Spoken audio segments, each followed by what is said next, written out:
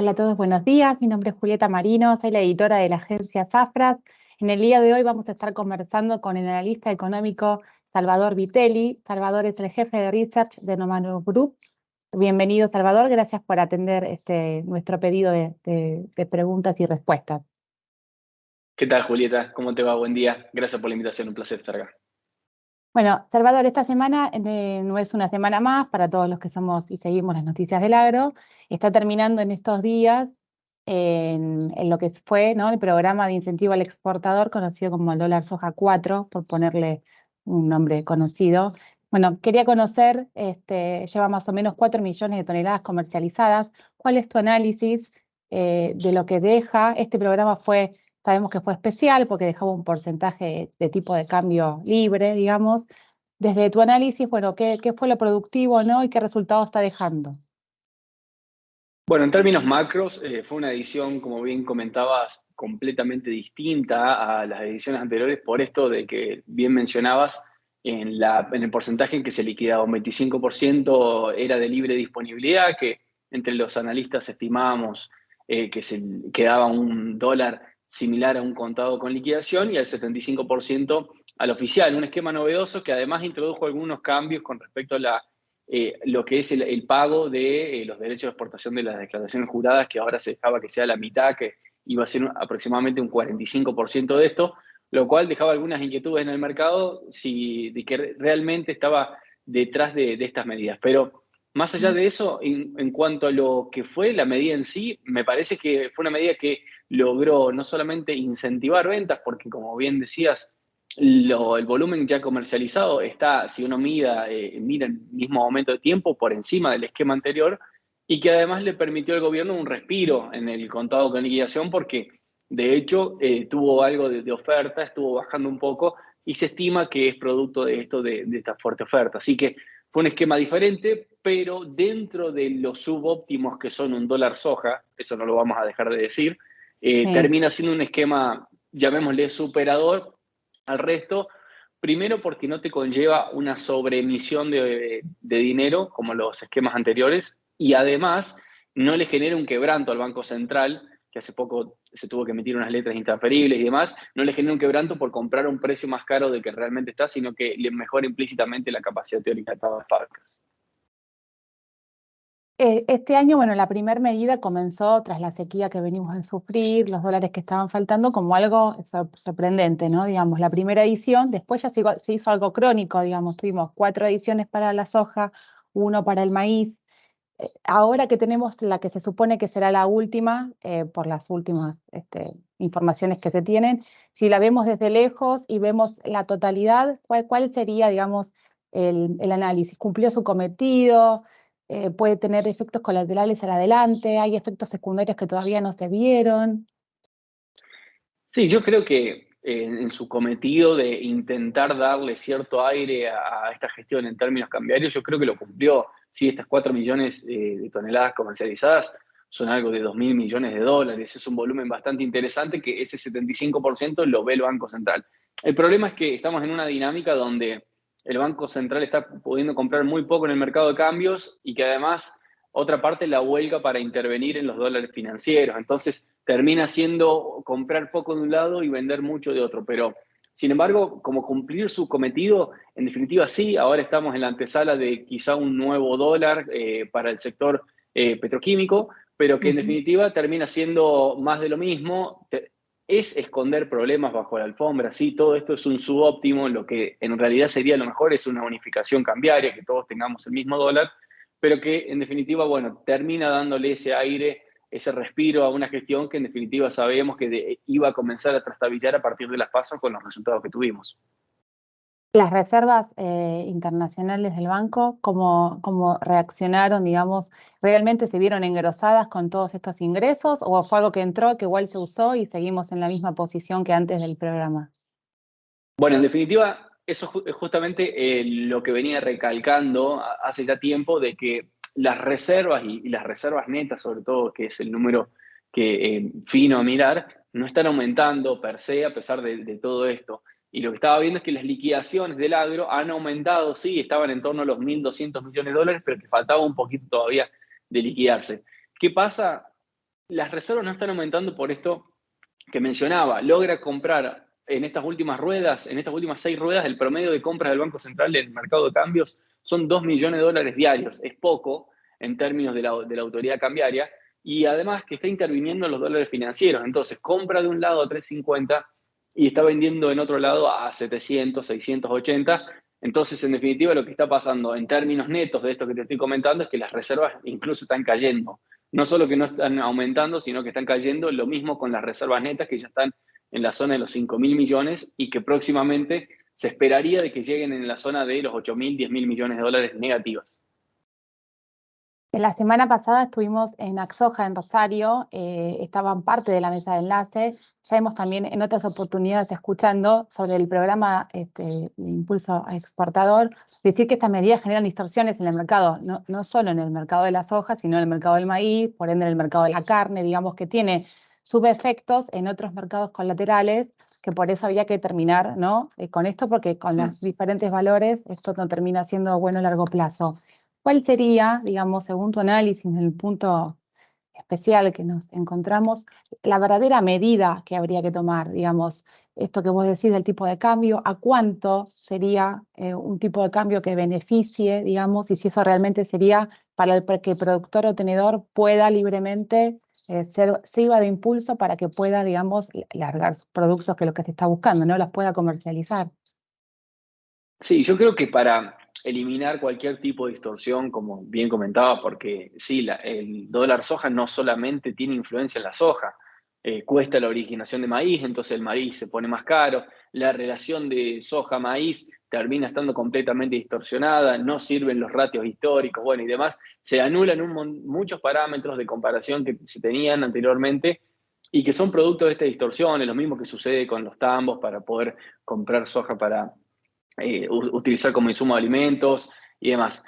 Ahora bien, yendo a qué se necesitaría para que se elimine este tipo de restricciones, unificación cambiaria. Es básicamente lo que debemos llegar, una quita en la brecha y una unificación cambiaria. Me parece que debería ser el objetivo principal a tener en cuenta para las próximas gestiones, me parece.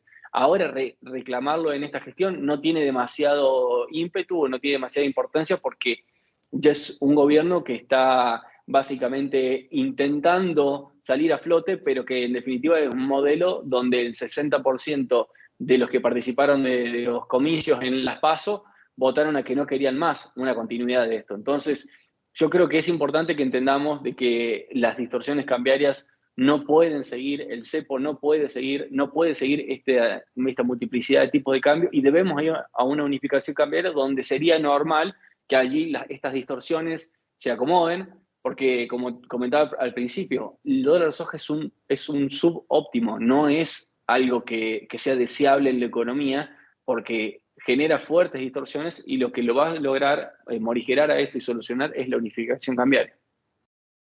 Yo sé que, bueno, desde Romano Group ustedes han planteado como diversos escenarios electorales, digamos, en eso, más la unificación del campo, ¿ustedes tienen un valor ideal que tendría, o una franja que tendría que irse al tipo de cambio justamente para regular este mercado?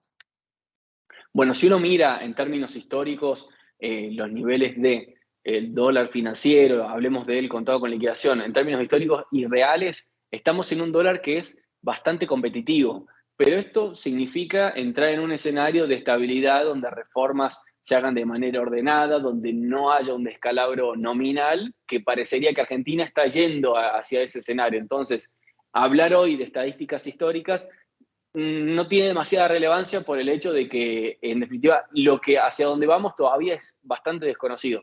Ahora bien, sin dudas tendría que ir a un tipo de cambio más competitivo. Si miramos esto que te comentaba, el dólar contado con liquidación deja a la economía argentina hoy, siempre pensando en precios de hoy, en un tipo de cambio muy competitivo. Obviamente, en consecuencia, el dólar oficial está carísima Argentina en dólares. Entonces, podríamos pensar que debería haber algún punto de convergencia en el medio, siempre pensando a precios de hoy, porque en definitiva todo esto deberá ajustarse al momento en que asuma un nuevo gobierno, pero sin dudas que el tipo de cambio va a tener que moverse, pensando en valores de hoy, a 600 pesos aproximadamente, como para pensar en un esquema de competitividad y que pueda volver a pensar en entrar flujos de dólares hacia la Argentina que tanto necesita. Tomando las propuestas, digamos, bueno, uno es la continuidad o no, más o menos, de un programa sería el de Massa, el de Milei y el de Bullrich. Desde el lado agropecuario, si se quiere, algunos han prometido la quita de retenciones, otros este tipo de cambio, digamos, ¿con esas medidas alcanzarían o están faltando desde su análisis otras medidas para regular lo que sería la soja, el maíz potencial, ¿no? La producción y la exportación de subproductos, digamos, que poner el campo en primer lugar? ¿Qué otras medidas también irían, teniendo en cuenta además lo del tipo de cambio? No, yo creo principalmente es quitarle el zapato de encima al agro. En definitiva, ¿cuáles son los fuertes castigos que hoy tiene el sector productivo? Además del entramado impositivo que tiene, pero más allá de eso, es la brecha cambiaria y los derechos de exportación. Me parece que primero lo que debemos eliminar es la brecha cambiaria porque termina siendo perjudicial para todo el entramado económico, no solamente para el sector agro. Entonces, ello debería eliminarse de manera rotunda y de manera inmediata. Ahora, el tema de derechos de exportación, obviamente para el agro le sería muy beneficioso. Yo comparto la idea y soy, la verdad que promotor de la quita de retenciones. El tema allí son las cuentas fiscales que atentan contra esa quita de derechos de exportación, porque son aproximadamente 2 puntos del producto por año lo que se recauda por derechos de exportación y que las cuentas fiscales están bastante deterioradas. Entonces, primero tenemos que pensar en una baja del gasto acompañada con una baja de impuestos que principalmente sea por derechos de exportación. Entonces, allí poder pensar en una quita de retenciones. Hablar de quita de retenciones cero me parece no haber hecho los números, si bien sería un escenario ideal que se haga, pero eso probablemente si no se toca el gasto público te va a llevar a un déficit fiscal bastante importante, lo cual va a perjudicar todo el programa económico. Entonces, tratemos de pensar en el mediano plazo, no digo en el largo, sabemos que es un sector castigado, lo digo desde el llano, pero en definitiva intentemos pensar en la Argentina que viene y no comprar falsas esperanzas de quita de retenciones porque probablemente no las haya en el momento cero. Claro. Y bueno, Salvador, para ir terminando, se me ocurrió también preguntarte desde el lado de las importaciones, que han estado como bastante en el punto rojo también este año, con todos los impedimentos por cantidad, por las iras, digamos, para la actual campaña gruesa que está comenzando, se habla de que va a haber una falta importante de insumos de fertilizantes porque no se puede importar. ¿Cómo se ataca también eso? Es decir, ¿se pueden liberar? ¿Hay que regularlas distinto? Porque frenar fertilizantes, insumos básicos, también faltan repuestos para las máquinas en el campo, digamos, son varias las cosas que están faltando que también terminan trayendo efectos colaterales a las campañas. ¿Cómo habría que regular eso de otra manera y liberar estos frenos? Bueno, y un problema importante es la deuda comercial que se tiene con importadores que asciende ya a los 35.000 millones de dólares, que en definitiva no es una deuda del Banco Central, pero que sí tiene que garantizar el acceso. Ahora, es de público conocimiento lo que sucede con los fertilizantes. La respuesta es siempre no hay, no te lo puedo dar, no te acepto pago de contado, solo con forwards, etcétera, y que dificultan lógicamente las decisiones productivas y que los fertilizantes terminan siendo dólares futuros. Son dólares que uno en tierra hoy para poder cosechar futuros dólares y eso se debe entender en la gestión de quienes mandan, de que las importaciones son para mayor producción futura, no solamente en el agro, sino en todo el entramado económico argentino, porque lo que se importa mucho son productos intermedios. Eso se debería liberalizar, obviamente, con una unificación cambiaria y con un dólar más competitivo. Estamos ya en una evidencia abismal en que el dólar oficial se encuentra atrasado por el hecho de que a ese precio abundan importaciones, pero escasean exportaciones. Entonces debemos ir a un precio de convergencia donde allí se encuentre oferta y demanda y empiece a fluir libremente las importaciones, que por ahora parece un esquema lejano, pero debemos ir a eso, si no, en definitiva vamos a seguir tropezando con las mismas piedras, va a haber una mayor caída en la producción y verá Argentina reducida fuertemente su balanza comercial, que justamente no es lo que se está esperando, o por lo menos de cara a los próximos gobiernos que piensan ya liberar el esquema cambiario. Te dije que era la última, pero te voy a agregar una más. Se me ocurría algo, dijo Nicolás Pino la semana pasada también en una conferencia que yo cubrí, que en un evento en Uruguay había saltado en la mesa una problemática que tenían tanto Brasil como Uruguay como acá, que es que ellos sienten que las gestiones que gobiernan o la ciudad, por decir algo, no comprende cómo funciona el campo. Y en esa distancia de la productividad, como no comprenden los procesos productivos, es donde no pueden sentarse en su lugar y ver la cadena que van distorsionando. ¿Vos crees que algo también así compartís esa visión? Digamos que en un próximo gobierno también hay que como achicar esa brecha y sentarse, que comprendan que falta comprensión de cómo funcionan los procesos. Sí, yo creo que un gran líder no es el que sabe todo, sino que es el que se reúne con gente que sabe. Entonces, me parece que va a ser clave en los próximos, bueno, los próximos días de la gestión entrante, reunirse con gente que conozca, en este caso específicamente el sector agro, que sepa la dinámica, que sepa cómo se comercializa, porque la evidencia nos ha dado rotundas anécdotas en lo que fueron de esta gestión, donde los funcionarios no saben exactamente cómo se desarrolla el mercado agropecuario, no saben cómo funciona, qué tipos de medidas van a ser beneficiosas, cuáles no. Y me parece que eso es crucial porque, en definitiva, los que toman las decisiones, los que firman, los que tienen la lapicera, tienen que tener un conocimiento o por lo menos rodearse de gente que lo conozca en profundidad el sector y será clave, porque si no, de vuelta, estaremos tropezando nuevamente con la misma piedra, tomando medidas que no vayan a ser beneficiosas, que se tengan que derogar a los días siguientes, etcétera, y que genera también complicaciones por el hecho de que el empresario agropecuario se tiene que estar dedicando a producir alimentos para el mundo, no a pensar qué nueva resolución va a estar saliendo en los próximos días, qué va a decir, cuál es la letra chica, etcétera. Bueno, la falta de previsibilidad termina afectando todo el comercio, porque ¿quién va a venir a aportar una moneda o un peso si cada 3, 4 meses vos tenés reglas que te cambian constantemente, ¿no? Eso termina entorpeciendo todo también, que es esto que vos estás marcando.